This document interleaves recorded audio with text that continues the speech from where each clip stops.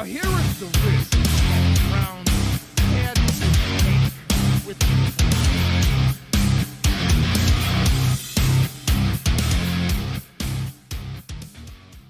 I love you, Cleveland. And I love you, Ohio. And a very pleasant welcome to this week's version of Bonus Time with Drennan here on the Big Play Sports Network, brought to you by our good friends at FanDuel. Hi, I'm Bruce Drennan, along with Ryan Smith. We welcome you to this week's show. Got a lot of packed things within football, the Guardians, and, of course, now a regular feature. Now the football season has started. Ryan and yours truly's picks of the week. That's a fun segment that we look forward to now that we've got the gridiron season underway. How you doing, Ryan? Bruce, I don't think I could be doing much better. I'm here on a Wednesday, a Browns win, plus a Guardians division lead? How could I be better? 5-2 last night. Wow. Trailing 2-0 in the bottom of the sixth inning. The Guardians rallied against one of the, arguably the best starting pitcher in Major League Baseball. Let's tell it like it is. All of us know how difficult it has been all season long, and frustrating as well, for our team to hit, let alone to score runs. We've been one of the worst hitting teams in the major leagues from the beginning. We've had to scrap and scrape to manufacture runs. So what else is new? That's exactly how we won this game last night against the then division-leading Detroit Tigers, and tie them as a result for first place in the American League Central Division. Who would have thought? On July the 9th. Cleveland trailed Detroit by 15.5 games. 15.5. At the start of the final month of the season, namely here in September, we trailed Detroit by 10.5 games. That sixth inning, that comeback included 2 bunt singles, a swinging bunt, a big-time error by Skubal, a wild pitch, and a balk. Unbelievable.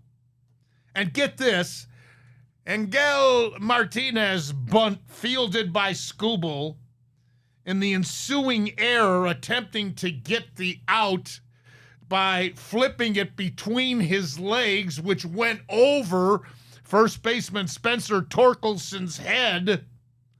Do you know that was the farthest a ball in play went in that 3-run scoring inning for the Guards? That is just incredible to me. Think of that.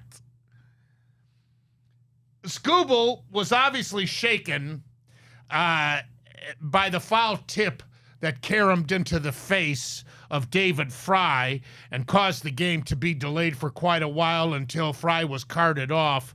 And we pray that Fry will be okay. Now, when I left home today, Ryan, I did not see an update on the severity of his injury. Is there anything that has happened as far as information since I've gone from home here to the studio? Well, I don't know the exacts about David Fry, but I do know he was transferred from one hospital to, I believe, another. But I believe he is all good. A great sign that he was conscious and alert the entire time. So prayers up for David Fry. Of course, something like that isn't going to be fixed in the immediate. So prayers up for one David Fry. And another thing, this guy missed the whole first half of the season, for goodness sakes, because of injury. So our prayers go out to him. You never want to see it. It was gruesome to watch. I'd be remiss if I didn't mention Gavin Williams, our starting pitcher in this game, going 6 innings, rendering 2 runs on only 4 hits and striking out 12. And then Eric Sabrowski, Hunter Gaddis, and Cade Smith pitched 1-hit shutout ball, striking out 7 to clinch the victory.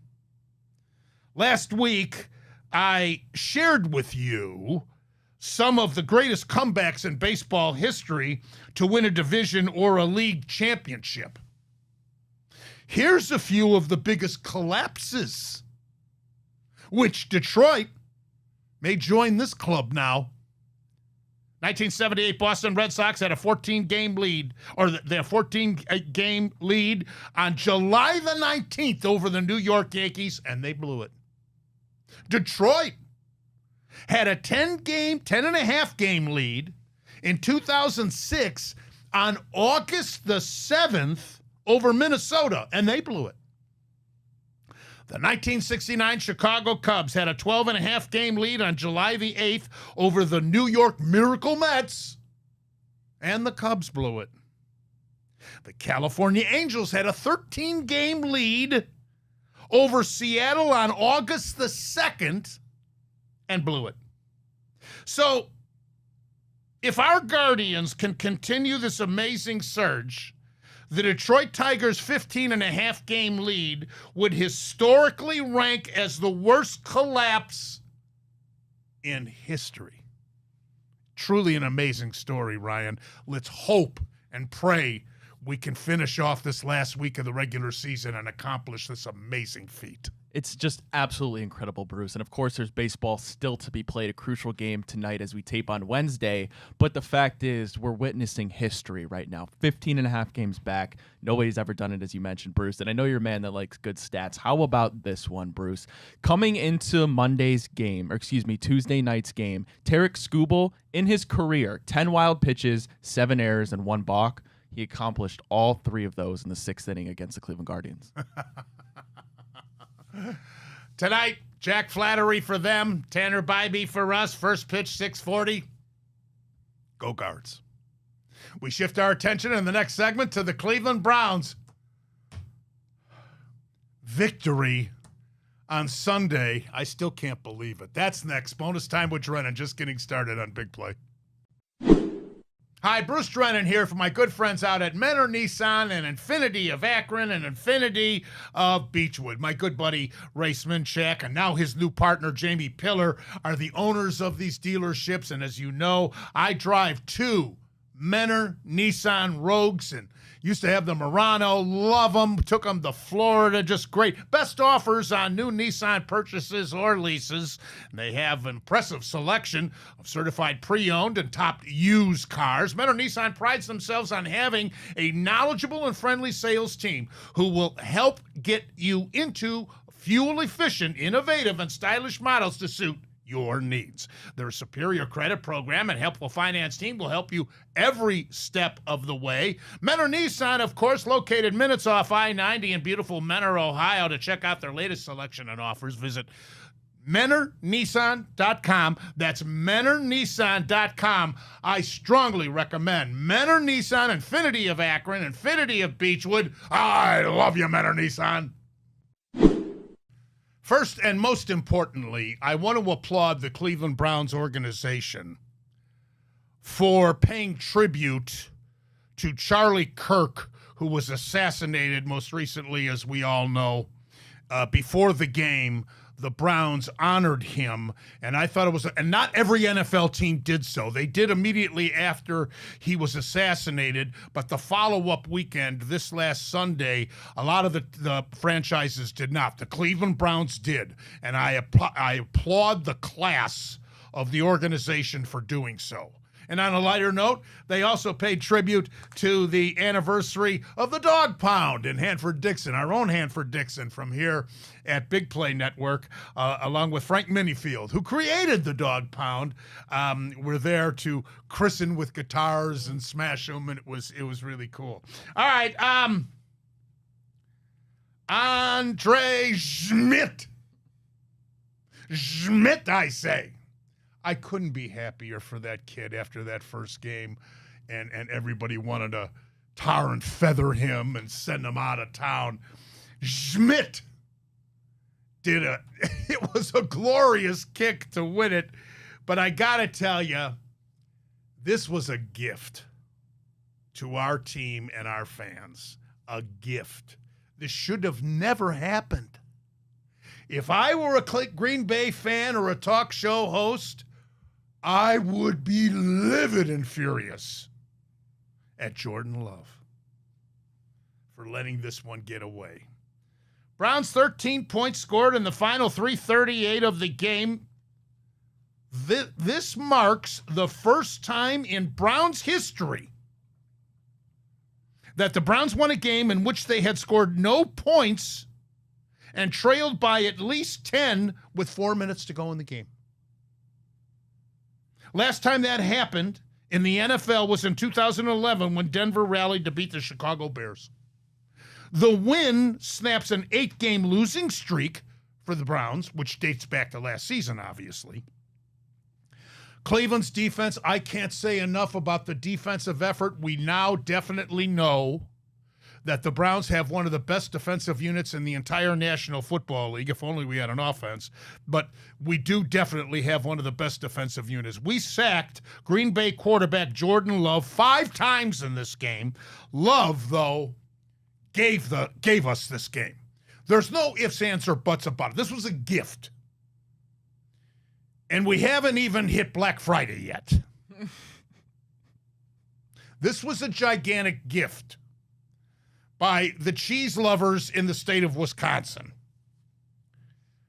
How Love, who had the game in his back pocket, could throw that stupid pass that Delpit picked off is beyond my competition. You know what it makes me think?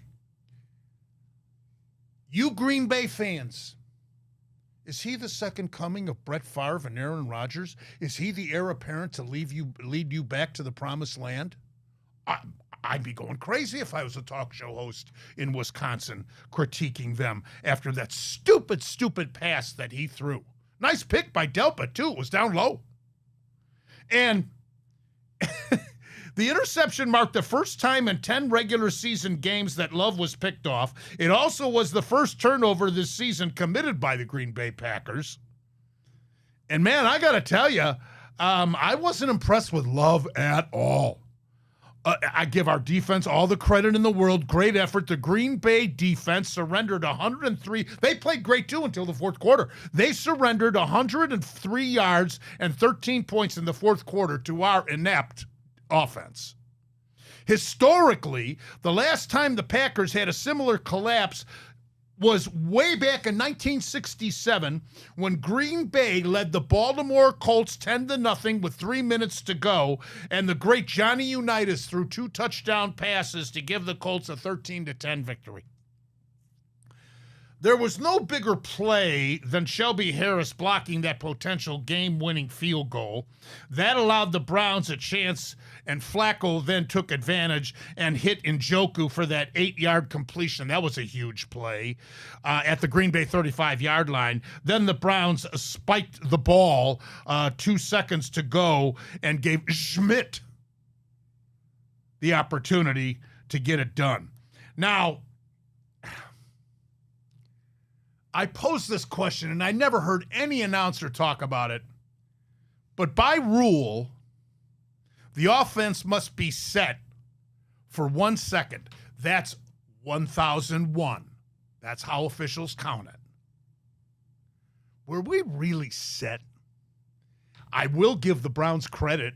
They've practiced this, and they hustled their tails off to get in formation and get that accomplished. If you recall, the official that placed the ball wasn't even past. He had not even retreated from the line of scrimmage sufficiently enough before that ball was snapped and spiked by Flacco, which, of course, gave Schmidt the chance to win it. Absolutely amazing.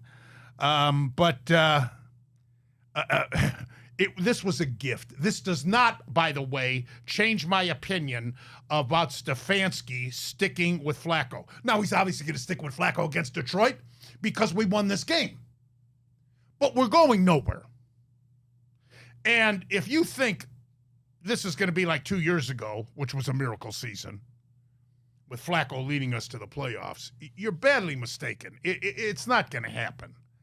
And so, to me, you've got to find out if Gabriel and Sanders have got what it takes.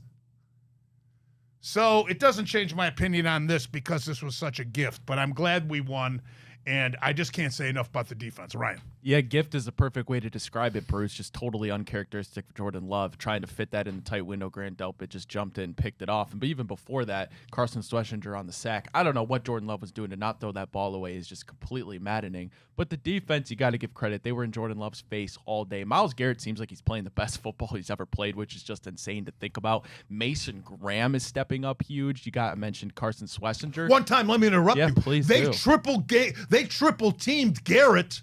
And the interior with Graham leading the way got to the quarterback that way, too. That way, because Garrett is just commanding. It looked like a conga line they sent out there. Mina Kimes put out that they were trying to block Myles Garrett, but just huge performance in the defense right now, Bruce. I mean, I know it's only 3 weeks, but historic that defensive line is. It reminded me of the Super Bowl most recently, the Eagles, when they were just suffocating Patrick Mahomes. That's what it reminded me of. Credit to Andre Schmidt. I don't know if I have the pronunciation Schmidt, no, you're down not quite doing yet. it right, but I'll keep I'm going to have to work practicing. with you off the air. Please do. Schmidt. Okay, I'll just say Andre. Good for him. An amazing story. Obviously, it was good to see. First time the Browns beat Green Bay in Cleveland since 2005, Bruce, when one old Trent Dilfer was under center for the Brown and Orange. We'll talk about the Browns' upcoming game with Detroit when we make our predictions, but next we'll look at the significant games, and there were a lot of them in the NFL. That's next on Bonus Time here on the Big Play Sports Network. The Big Play Sports Network is brought to you by Smart Choice Windows, energy-efficient products at an affordable price.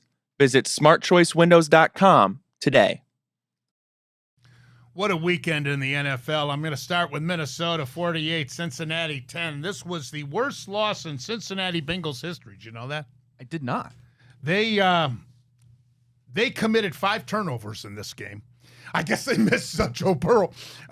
Minnesota's quarterback, J.J. McCarthy, is also hurt, as we know, and missed this game like Burrow did. So the backup, Carson Wentz, of all guys, grew up as a Vikings fan, and Wentz started for an NFL record 16 in 6 years. He was fabulous. 14 of 22 touchdowns and a quarterback rating of 129.8. Bengals are in trouble without Burrow, Ryan. Oh my gosh, are they in trouble, Bruce? Jake Browning, that's what you get with him. He's a turnover machine. Sometimes he can lead the offense on drives, but had absolutely nothing going. Credit to the Vikings defense under Brian Flores. They're one of the best units. Their front seven is just ridiculous. 2 weeks in a row, they've just absolutely swarmed the quarterback. Pittsburgh 21, New England 14. The Steelers defense won this game. What else is new? They forced 5 New England turnovers. Aaron Rodgers threw 2 touchdown passes, what am I saying? Aaron Rodgers. Yeah, Aaron Rodgers threw 2 touchdown passes. I'm still thinking he's with the Jets. However, the Steelers' offense sputtered numerous times, and this win shouldn't have been this hard for Pittsburgh. It turned out to be, but it shouldn't have been this hard. But Rodgers righted himself after a rough start to the season. Yeah, Drake May and the New England Patriots tried to give that game away. A red zone pick for Drake May, and then multiple turnovers, 2 from Ramondre Stevenson, really cost him. Not feeling great about the Steelers regardless of the win. The offensive line remains a problem, and the defense did limit them to 14 points, but they were marching down the field whenever they wanted. They find a way to win, though, don't they? They sure do. Detroit 38, Baltimore 30. What a game. What a great game this was. What a gutsy, daring play call by Detroit head coach Dan Campbell on 4th and 2 at midfield with 2 minutes to go in the game, and Jared Goff throws long to Amon-Ra St. Brown, setting up the David Montgomery score to ice the game. By the way, Montgomery had 151 yards on the ground. What a game for him. Tied at 7 after 1 quarter, tied at 14 at the half, tied at 21 after 3 quarters of play. And even though, as I have preached now for years, the NFL is an offensive league, there were some big defensive plays in this game that played a big role in this victory for Detroit. Not only did the Lions have a key goal line stand in the first half, but they held Derrick Henry to only 50 yards in the game, rushing. Lions defense sacked Lamar Jackson 7 times and harassed him throughout the entire second half continuously. And I'll tell you what, after seeing Jordan Love screw up against us the other day, I'm not so sure that my pick of Green Bay winning the division is going to come through. I think Detroit is still such a formidable team to be reckoned with. Oh, by the way, we play them this week. Dan Campbell football, live by it, die by it, going for it on fourth down. You credit him. But sometimes that's what you have to do on the road against a quarterback like Lamar Jackson. You have to keep the ball out of his hands in the final minutes. How many times have we seen these elite quarterbacks come back in the final minute and lead their team to a game-winning drive? I think Detroit's the most balanced team in the league. They have the best running backs in Jahmyr Gibbs and David Montgomery. And boy, do they score a lot of points. I think 32 points a game right now in the NFL. That's second best. Behind, funny enough, I think the Baltimore Ravens. Tampa Bay 29, the New York Jets 27. The Bucks became the first team in Super Bowl era since 1966 to win in the final minute of the fourth quarter in each of their first 3 games. How about that one? The Bucks overcame 14 penalties. And kicker Chase McLaughlin kicked a 36-yard field goal as time expired. This is the first 3-0 start for head coach Todd Bowles' Bucks since 2005.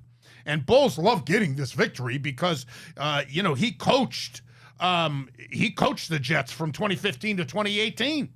Baker Mayfield had another good game, Ryan. Another Sunday, another Baker Mayfield game-leading winning drive. I know it's just a field goal, but the fact that he gets him in that position is everything for them. Bad news, they lose Mike Evans for a couple weeks. Emeka Buka, by the way, is a star, and good for the Tampa Bay Buccaneers, 3-0. LA Chargers 23, Denver 20. This was also a great game, and this win gives Jim Harbaugh's Chargers their first 3-0 start since 2002. Justin Herbert threw for 300 yards and a touchdown. Bo Nix had a real good game as well. These 2 playoff contenders figured to challenge Kansas City this year in the AFC West. I think it's legit. I'm still big on buying into into buying into Denver. They should have beat the Colts. The little penalty that got them the field goal for Indianapolis, they won. But the Chargers are a great team, 3-0. They're looking to win the AFC West for the first time in forever. Justin Herbert, MVP frontrunner right now, no bones about it.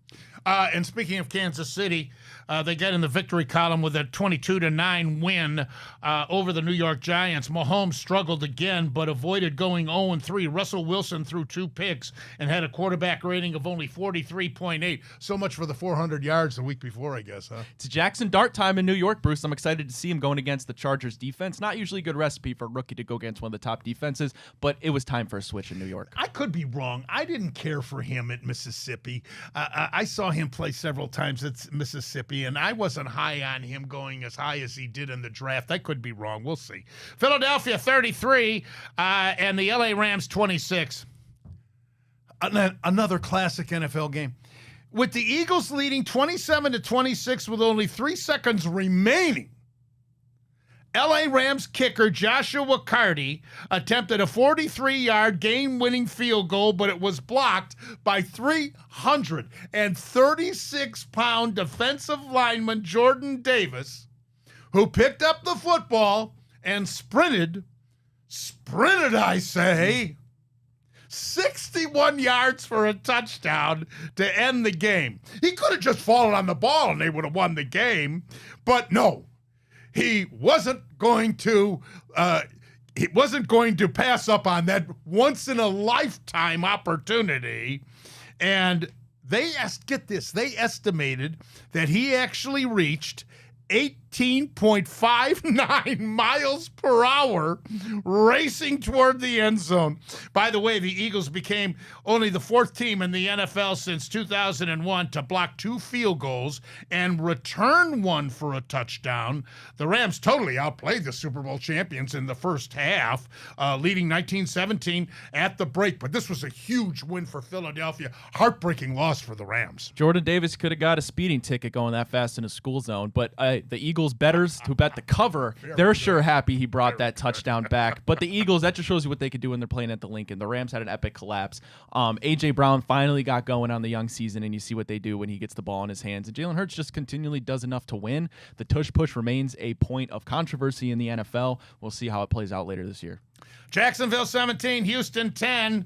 Neither Trevor Lawrence or C.J. Stroud played well in this game, but Jacksonville Houston's 0-3. Jacksonville's my pick in that division. It's a very winnable division because it's a weak division. CJ Stroud continues to look like his sophomore year. Rookie year came out of the woodwork looking like the rookie of the year contender. One of the best rookie seasons we've seen, but since then, they've got an offensive line that's been absolutely depleted. 0 run game. Not good for DeMeco Ryans and the Texans. And Indianapolis 41 and Tennessee 20. Colts quarterback David Jones, great game. First 3-0 start for Indianapolis since Peyton Manning led them to the AFC Championship in 2009. Indianapolis looks like they may be for real. Yeah, I mean, Bruce, think of how many reclamation projects we've seen just in the most recent years. You bring Daniel Jones back, or not back, but I should say to Indianapolis to play with Shane Steichen, a guy who we saw work with Jalen Hurts and get him to the Super Bowl and MVP contention. Sometimes a change of scenery is all these guys need, and Daniel Jones is playing tremendous right now. All right, when we get back, we'll take a look at Ryan and I did with our picks last week, and then we'll choose some premier games coming up this weekend in the National Football League. Great to have you with us. Bonus time with Drennan, Big Play Sports Network. The Big Play Sports Network is brought to you by Pure AV, luxury home automation. Experience your dream smart home by visiting pureavcorp.com. I was a little upset when Ryan bettered me the first week of the season that we started picking the games with the spreads, but I not only caught him, but overtook him this week. Brian was 2-5 in his picks a week ago. Oh, I'm tracking this the whole season now, so you better do your homework. All right. And I was 4-3. So on the season, Ryan is 4-9. Neither one of us anything to brag about so far, but it's early. Ryan 4-9, and I am 5-8. Some of the game we both had Green Bay. I mean, yeah, I'll take that loss. You had Houston. I took Jacksonville. The reason I'm doing that is because of Hunter and my prediction that they're going to win that division.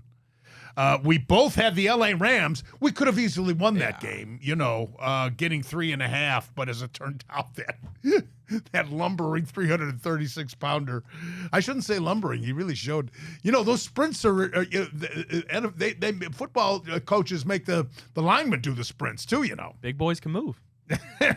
Pittsburgh, we both had New England, so that was a loss against the Steelers. We both lost that one.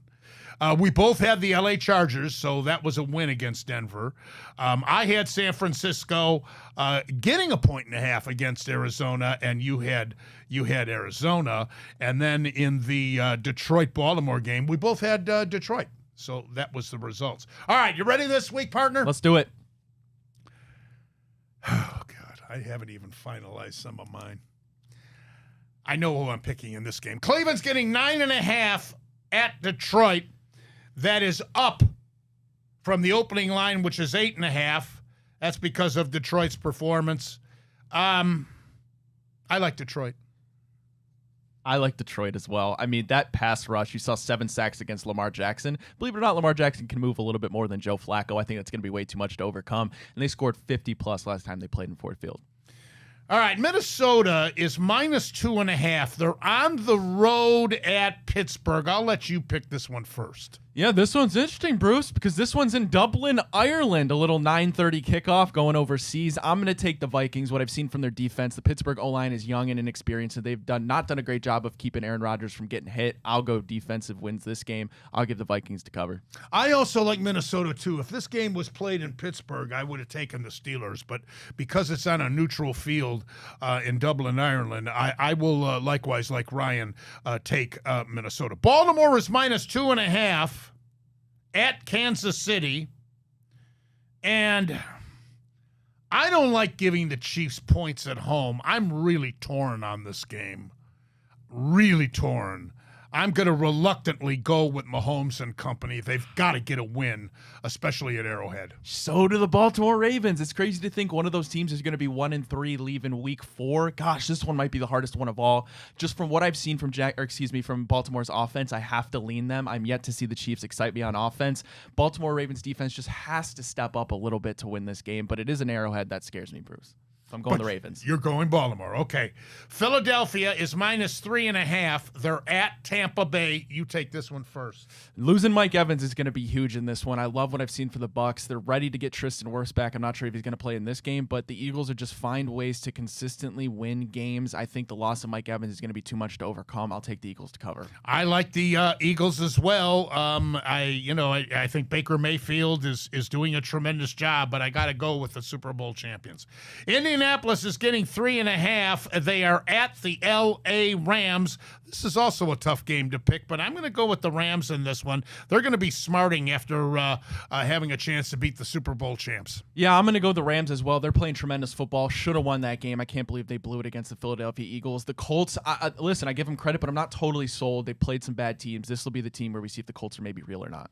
And last but not least, Jacksonville is getting 3 on the road against San Francisco, and this line is slightly down. The opening line was 3.5. I'm going with Jacksonville in this one, just sticking to my guns as I have from the beginning with them, my prediction to win that division. I'm anti-Jacksonville. I still don't believe in them. They've been getting lucky. You played against a bad Texans team. Going into 49ers, give me the 49ers to cover, move to 4-0.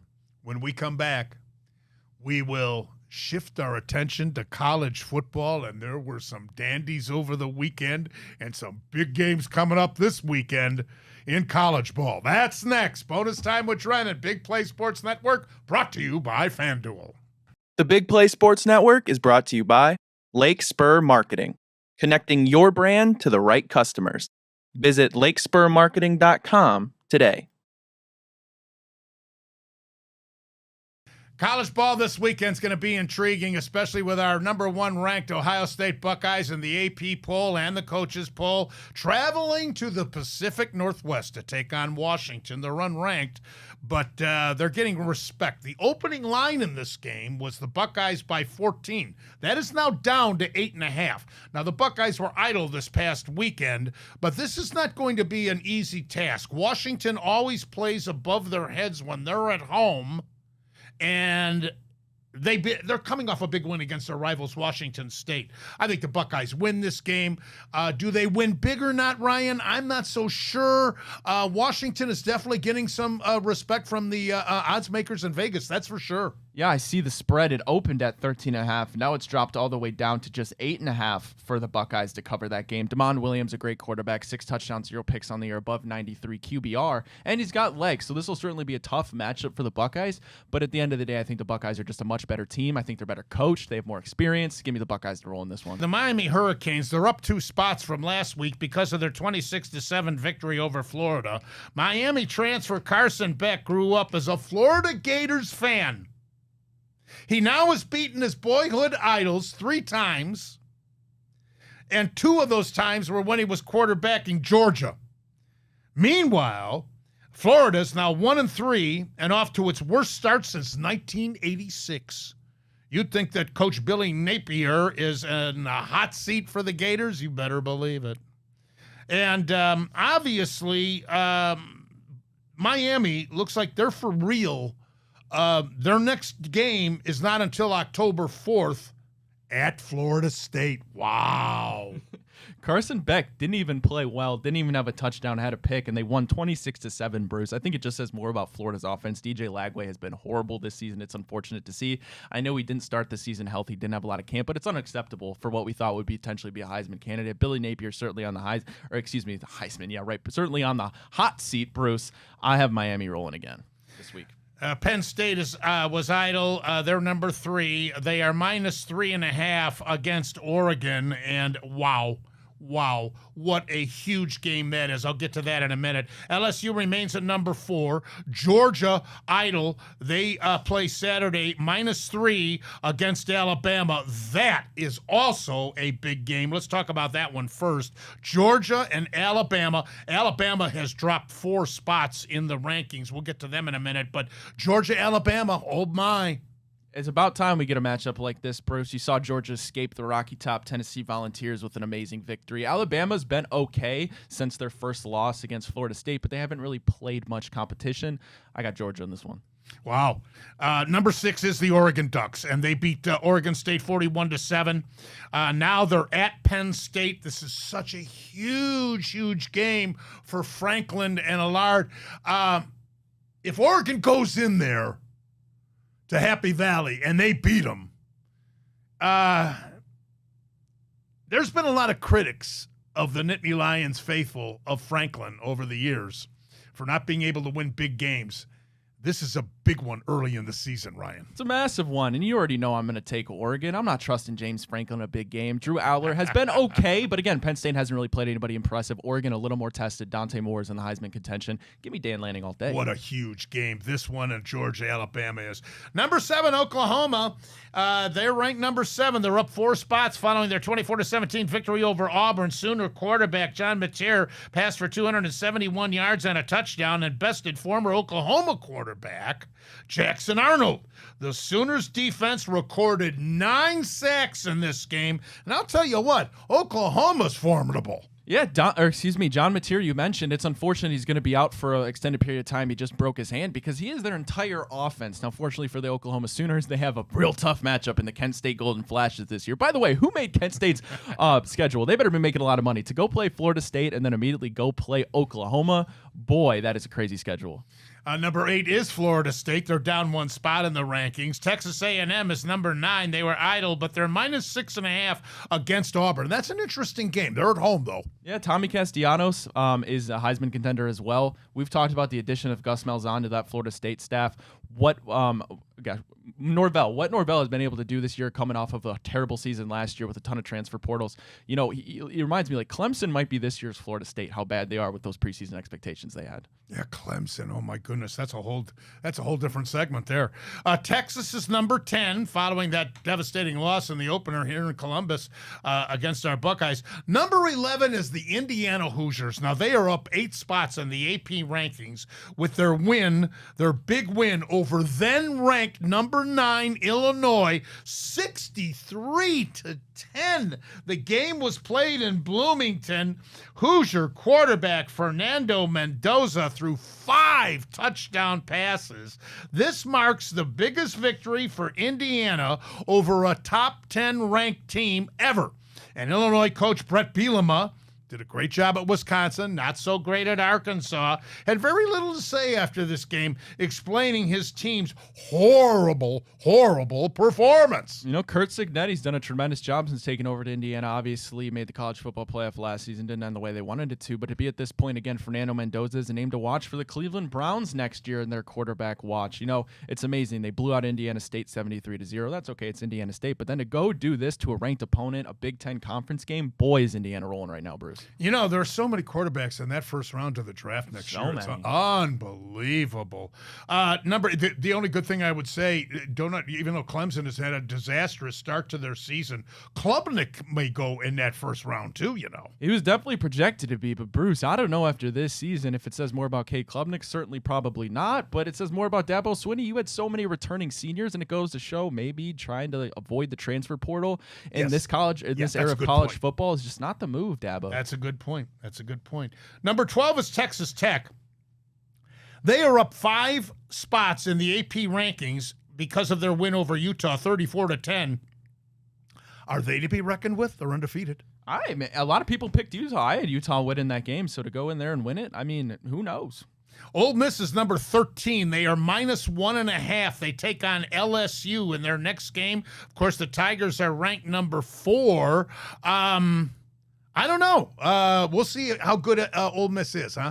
Yeah, I mean, I don't know if I trust Lane Kiffin in big games similar to James Franklin, but we'll see. I'm a little bit surprised Ole Miss is favored in this one. I know they're at home, but Garrett Nussmeier has way more experience. They're a more experienced team. I think they're one of the most complete teams in college football, but this should be a good one, Bruce. Alabama's now number 17, and we already talked about their big game as they travel to Georgia. Number 19, Michigan. Ranked number 19 in the AP rankings this week. They're up 2 spots with their 30-27 victory over Nebraska. The Wolverine defense sacked Huskers quarterback Dylan Raiola 7 times in this game. I watched this game. Michigan won this game in the trenches. The Wolverines rushed for 286 yards against Nebraska, just when the Lincoln faithful thought their Huskers, the Big Red, were back. Michigan comes in there and just out-physicals them. You know, I don't got to tell Ohio State fans to never count out Michigan. Bryce Underwood especially, I know he's very young. We'll start to see the training wheels maybe fall off more towards this season as it progresses. And by the time they play the Ohio State Buckeyes, Bryce Underwood could possibly be there for Heisman contention. And God knows if he can beat the Ohio State Buckeyes, it'd be a long year. And lastly, the Southern Cal Trojans are up to number 21. That's up 4 spots as their win over Michigan State, 45-31. They're off to a 4-0 start. That's the best for Trojan head coach Lincoln Riley since taking over the job in 2022 after being at Oklahoma. And what does it say about Michigan State? We saw them against a spirited Youngstown State team the week before. Everybody was talking how Michigan State's going to be so improved. I don't know. I think that remains to be seen. I know this, though. Southern Cal is a 6.5-point favorite as they travel to Champaign to take on number 23 Illinois and Brett Bielema. That's going to be an interesting game to watch, too. Yeah, I've said it time and time again. This is the year to put up or shut up for Lincoln Riley and USC. And right now they're playing really well. 4-0, as you mentioned. They have one of the best offenses in the country, consistently score over 40 points. And I got to have them in a win over Illinois after what I saw I do, from too. That I team. think they'll beat the Illini. I really do. All right, when we come back, it's time for the Ask Bruce segment. That's next. Here on Bonus Time, Big Play Sports Network, brought to you by FanDuel. The Big Play Sports Network is brought to you by Garage Beer. No bitterness, no frills, no IPA, just beer-flavored beer. Find local retailers who sell garage beer near you by visiting drinkgaragebeer.com. Hopefully on next week's show when we return, we're celebrating a Guardians Divisional Championship, one of the most miraculous comebacks in the history of Major League Baseball. But right now it's time for the Ask Bruce segment. Fire away, Ryan. All right, we got a multiple choice one for you here, Bruce. Hey, Bruce, the most improved Guardians player of the second half is A, Gavin Williams, B, Kyle Manzardo, C, Slade Ciccone, D, Brian Rocchio, or E, somebody completely else? I think all of the above, to tell you the truth. Isn't that a safe answer? I can't say enough about this team, how much I love this team, considering they're one of the worst hitting teams in baseball. I told you originally when I saw Ciccone after the trade this offseason, I like his stuff. You know, think of this, too. We're going with a 6-man rotation, which I think, considering the youth of this rotation, is a very healthy thing. And I love all of them. Look at the way Messick's presence has been known. Bybee's now finding himself after struggling. Williams has been off the charts and living up to his potential, no question about it. And I want to point this out, too. We haven't had John Means. They took a gamble on the veteran former Baltimore pitcher who was very good in Baltimore, and they got a club option on him. He could be in the mix next year, too. Nice problem to have, all that pitching. All right, I like the way they worded this one. Hey, Bruce, who is the most underrated reliever for the Guardians right now, and why is it Eric Sabrowski? I do, too. I think he's great. And that's the other thing. How enriched is our farm system that we keep bringing up these relievers, reliever after reliever. I don't cover the minor leagues. I cover the major leagues. But they keep bringing up these kids I've never heard of. And each one of them are making impactful contributions. It's amazing how many fabulous arms, and a credit to the organization for developing these kids the way they have throughout these years under Antonetti and Chernoff. Really. All right, hey, Bruce, time to put on your skipper hat. Who would you throw game 1 of the playoffs? Would it be Tanner Bybee or Gavin Williams? I got to go with Gavin Williams. I really do. I love his resiliency, especially, last night he had the bags juiced and got out of that jam, and the Tigers could have put the game away right there, especially with Skubal on the hill. And he toughened up and got himself out of that. I think he's becoming more and more polished, more and more experienced, and a true ace among several true aces, perhaps, in this Indians rotation in the future. Incredible. All right, well, we'll end here with the Browns one for you, Bruce. Hey, Bruce, have you changed your mind at all about the Browns trading back and passing on Travis Hunter from what we've seen through the first 3 weeks? No, not at all. It's early, too, for Hunter. They've struggled offensively. That's not necessarily his fault. He's getting acclimated to the NFL. But Trevor Lawrence, as I've said it numerous, and this is do or die season for him. He's got to put up. He can't blame Urban Meyer any longer. And come on. I did pick Jacksonville. I went out on the limb because I think this is a winnable division and in the easiest division in the AFC, no question. So I do think that Hunter will flourish as a great player, and I'm not alone in that opinion, that's for sure. But I know this, too. We're out of time, unfortunately. And I wish we had more time, but next week we look forward to another big show here. Bonus Time with Drennan on the Big Play Sports Network. I'm Bruce Drennan on behalf of Ryan Smith. Hope you enjoyed the program this week. Have a great week. Enjoy all the football and go Guards. Until next week, as always, and most importantly, you remember, I love you, Ohio, and I love you, Cleveland.